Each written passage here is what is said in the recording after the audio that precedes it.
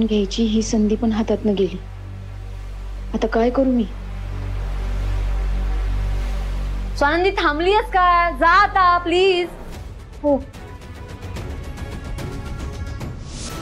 सुजित सरांचा फोन हाती लागत नाहीये आणि त्यांचा फोन चेक करणं लय आवश्यक आहे। त्यांनी त्यांच्या फोन मधनं काही प्रूफ डिलीट केलेले नसले म्हणजे झालं। पण कसा मिळवू मी तो फोन?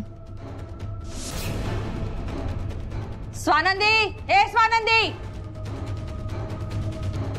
तू इथे? मगासपासून ओरडून ओरडून माझा घसा सुकला। तुला हाक ऐकू नाही आली? हाक ऐकू आली मॅडम तुमची। मग एक ओ द्यायला काय झालेलं? माझं एक थेंब रक्त कमी आटलं असतं ना। पण नाही, तू मजा बघत होतीस कशी चिडलेत। काय ग, कधी आलीस? सगळं काम बाकी आहे, नाश्ता कोण बनवणार? मॅडम नाश्ता तयार आहे, खाली कोणीच आलं नाही म्हणून मी टेबलवर नेऊन नाही ठेवला। बस, अक्कल जास्त शिकू नकोस मला। नाश्ता लाव, मी सगळ्यांना बोलावते। सुजित, संचिता, अरे या ग लवकर।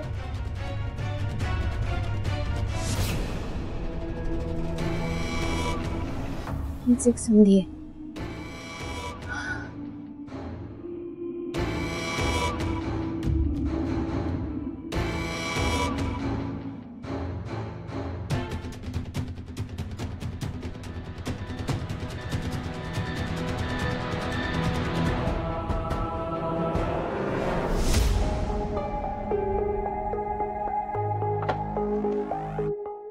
Dad, good morning.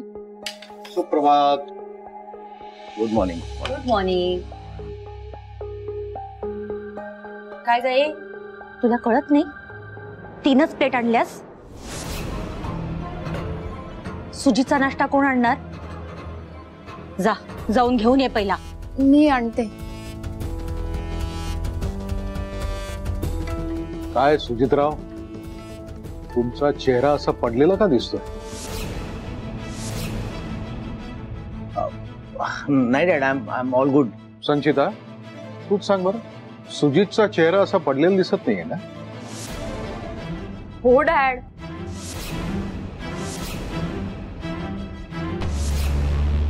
नाही म्हणजे संचिता, कुठल्याही माणसाने ना आपल्या म्हणण्यावर ठाम असावं।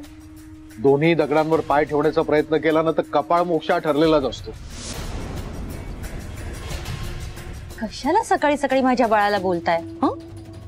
रात्री झोप झाली नसेल म्हणून सुजलं असेल। सुजित, झोप झाली नाही का तुझी? मॉम, असं काही नाहीये, तुम्ही माझ्यावर बोलणं थांबवाल का प्लीज? सकाळी सकाळी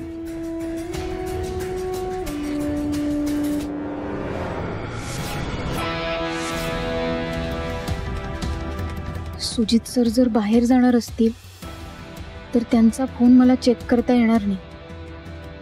मला आत्ताच त्यांचा फोन बघायला हवा। पण सर्वांच्या समोर कसा बघू? काय काय करू काय मी?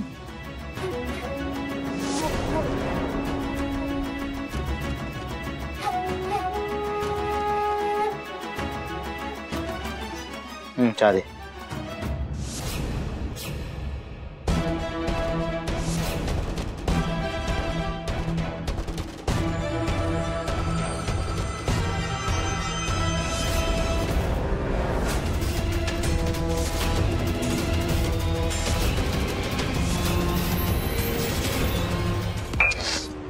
अगं तू, sorry sorry sorry Sujit sir, sorry. Swanandi, मूर्ख आहेस का ग? त्याला भाजलं असतं तर केवढ्याला पडलं असतं? सॉरी। हे स्वानंदी, किती वेंधळी आहेस तू, एक काम नीट नाही करत। शालिनी, जरा शांत व्हा तुम्ही आधी। तिने काय मुद्दाम केलेलं नाही, होतं असं कधी कधी। सुजितराव, तुम्ही जा चेंज करून या। पुढे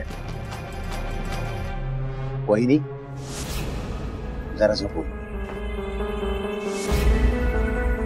मी पण हा, काळजी करू नको, साफ करून घ्या आधी।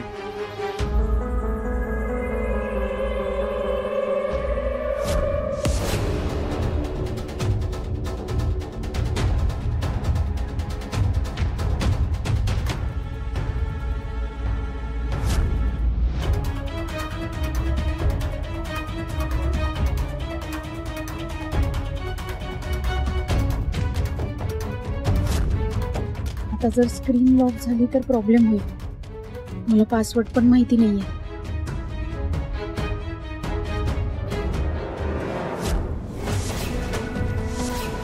अरे हो, इतकं घाबरायला काय झालं? नाही, तुम्ही अचानक आलात ना म्हणून. अच्छा, म्हणजे अचानक बघितल्यानंतर भयानक दिसतो का मी? असं काही आहे? नाही म्हणे सराव, काही काय बोलताय? मग? तसं काही नाही.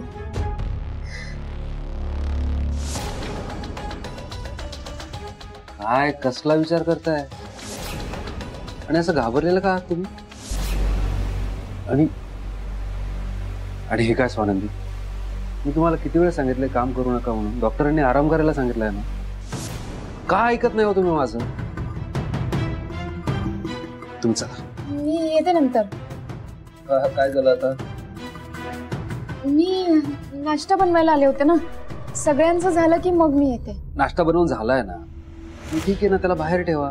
ज्याला जशी भूक असेल तो खाईल. चला तुम्ही. हवं तर मी बोलू का साहेबांशी? नाही, एवढ्या छोट्याशा गोष्टींसाठी साहेबांना काय त्रास द्यायचा? चला.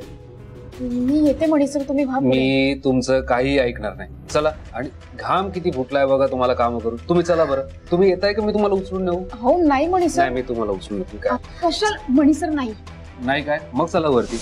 मी येते थोड्या वेळात म्हणे. नाही, मी तुम्हाला हो म्हणे सर. नाही मी नाही. चला. मणी आणि स्वानंदी मध्ये परत समेट झालेला दिसतोय. ते दोघं एकत्र असणं हे माझ्यासाठी धोक्याची घंटा आहे. त्यांना दूर करायला काहीतरी करावं लागेल. सर नाही, मी नाही. चला. मी येते. काय मणिकुमार, हल्ली बायकोच्या पलीकडे तुला कोणीच दिसत नाही बहुतेक. नाही नाही नाही नाही साहेब, असं काही नाहीये. असं नाही तर मग कसं? हा, अरे तू घरात आलास इथे, मी तुला हाक मारली तर माझ्याकडे दुर्लक्ष करून तू सरळ इथे स्वानंदीला भेटायला आलास. प्रेम फार जोमात दिसतंय. हा, नाही तसं काही नाही साहेब. पण नाही, मला नाही आला आवाज तुमचा. म्हणजे खरंच नाही आला साहेब. नाहीतर मी आलो नसतो का. पण काय काम आहे सांगा ना, मी करतो, लगेच करतो. अरे मणी, आम्ही काय फक्त कामासाठीच तुला बोलवतो का? काय स्वानंदीपेक्षा आता या घरामध्ये दुसरं कोणी तुझ्यासाठी महत्वाचं नाहीये. पण तरी सुद्धा आम्ही तुला मुलासारखा मानतो ना. अरे तुला नाश्ता करण्यासाठी बोलवत होतो. चल ये, नाश्ता करून घे. चल. येतोयस ना? येतो लगेच.